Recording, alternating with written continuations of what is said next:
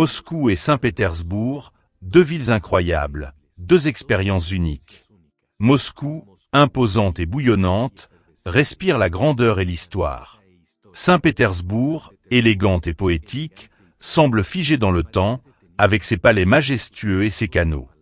Certains préfèrent le charme classique de Saint-Pétersbourg, d'autres l'énergie monumentale de Moscou. Mais une chose est sûre, toutes deux captivent dès le premier regard.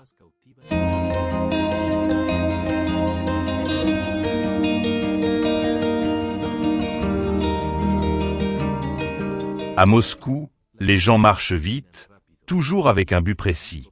À Saint-Pétersbourg, on contemple le fleuve, on discute, on profite du moment. Les deux villes partagent cette élégance typiquement russe. Des femmes à la peau claire, aux yeux lumineux, au style soigné. Mais tandis que Moscou affiche une mode moderne et sophistiquée, Saint-Pétersbourg respire une atmosphère plus bohème et artistique. Cette différence se voit aussi dans l'éducation. Moscou concentre les universités techniques et les centres financiers.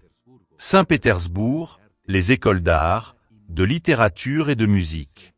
L'une représente le cerveau rationnel de la Russie, l'autre son cœur émotionnel. Et puis il y a elles, les femmes russes, élégantes, gracieuses et pleines de charme. Elles apportent une chaleur humaine à chaque voyage. Beaucoup de visiteurs tombent sous leur charme et rêvent de comprendre la culture unique qui les entoure. Leur beauté naturelle et leur gentillesse rendent la Russie encore plus fascinante.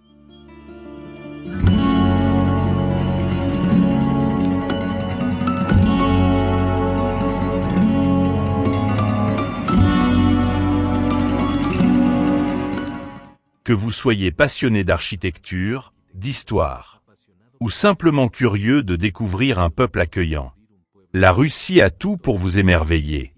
Située au nord-ouest du pays, Saint-Pétersbourg s'étend sur plus de 1400 km² et compte près de 6 millions d'habitants. C'est la quatrième ville la plus peuplée d'Europe, tandis que Moscou, avec environ 12 millions, occupe la deuxième place.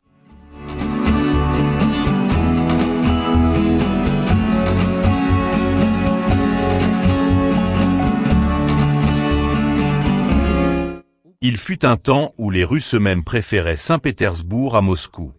Et on comprend pourquoi. Cette ville est la grande métropole russe la plus proche de l'Europe, à seulement 12 heures de route des pays baltes comme l'Estonie. Avec les bons documents, ses habitants peuvent traverser la frontière le matin, passer la journée à l'étranger et revenir le soir. Ils vivent un équilibre harmonieux entre influences russes et européennes.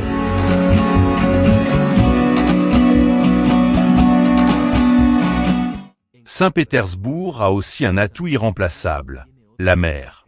À l'ouest, le golfe de Finlande, relié à la mer Baltique, offre 1000 possibilités d'évasion.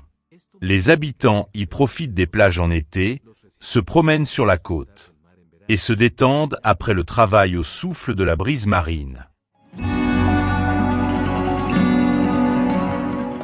Même si l'été est court, la ville n'est jamais morose.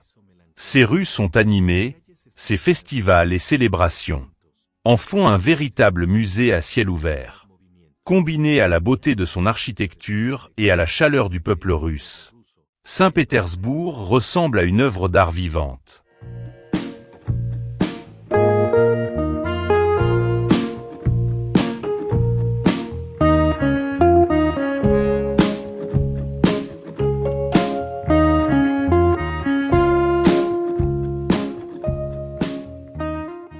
Le fleuve Neva traverse la ville avant de se diviser en plusieurs bras et de se jeter dans le golfe de Finlande. Avec ses 55 canaux et près de 500 ponts, beaucoup la surnomment la Venise du Nord. Le long de ces canaux s'élèvent d'imposantes demeures, certaines résidences privées, d'autres transformées en hôtels de luxe.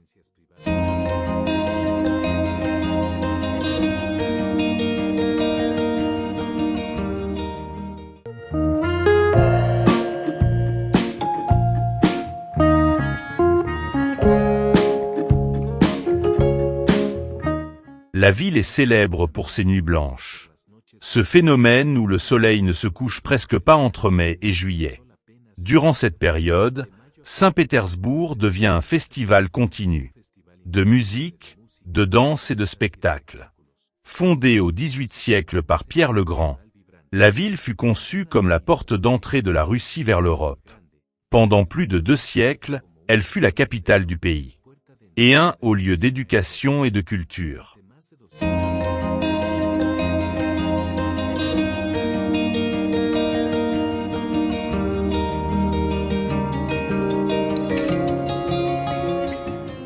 Pendant la Seconde Guerre mondiale, alors appelée Léningrad, elle subit un siège dévastateur de 900 jours. Aujourd'hui encore, c'est l'une des villes les plus agréables à vivre de Russie.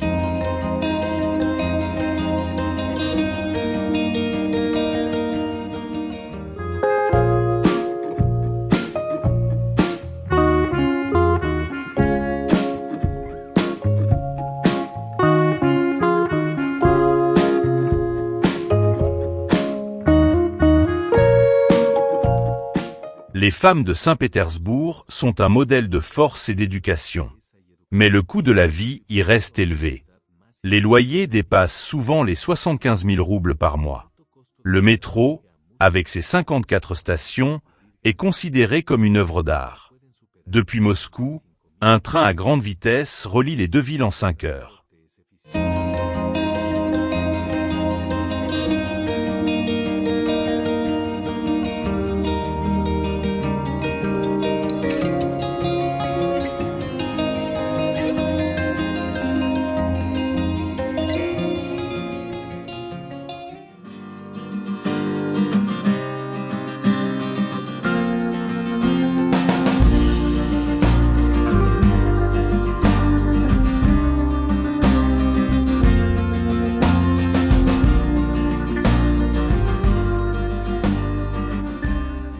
Bien que proche de l'Europe, Saint-Pétersbourg reste profondément russe.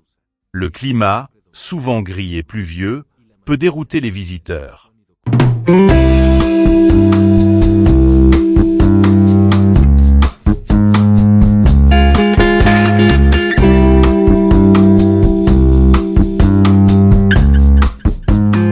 Si vous prévoyez d'y voyager, apprenez quelques phrases en russe.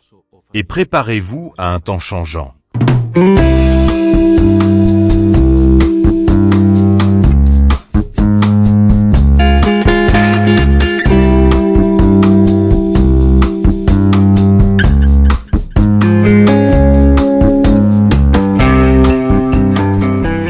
Dans l'histoire, peu de nations ont eu 2 villes aussi puissantes et différentes. Moscou et Saint-Pétersbourg sont séparés par seulement 700 km. Mais tout les distingue, leur caractère, leur rythme, leur âme. Moscou, capitale actuelle, est le centre politique et économique du pays. C'est une métropole de 13 millions d'habitants, au climat continental, avec des hivers glacials et des étés chauds.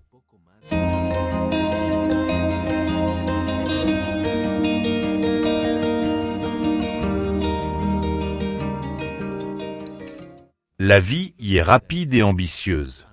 Les avenues, les gratte-ciel et le métro témoignent de sa grandeur. Mais y vivre coûte cher. Les loyers dépassent souvent 100 000 roubles. Saint-Pétersbourg, en revanche, incarne une autre Russie. Tout y est plus calme, plus poétique. Avec ses 6 millions d'habitants, elle est plus accessible et abordable. L'ambiance y est artistique. Tramway, librairie, café plein d'étudiants et de musiciens. Moscou vibre par le pouvoir et l'ambition.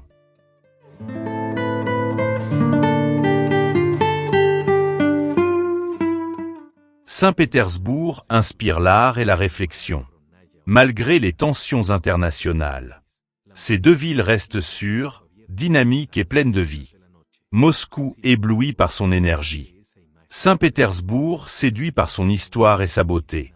En définitive, Moscou est la capitale du pouvoir. Saint-Pétersbourg, celle de l'âme. Et ce n'est qu'en découvrant les 2 que l'on comprend vraiment l'esprit de la Russie. Si ce contenu vous a plu, n'oubliez pas de mettre un j'aime.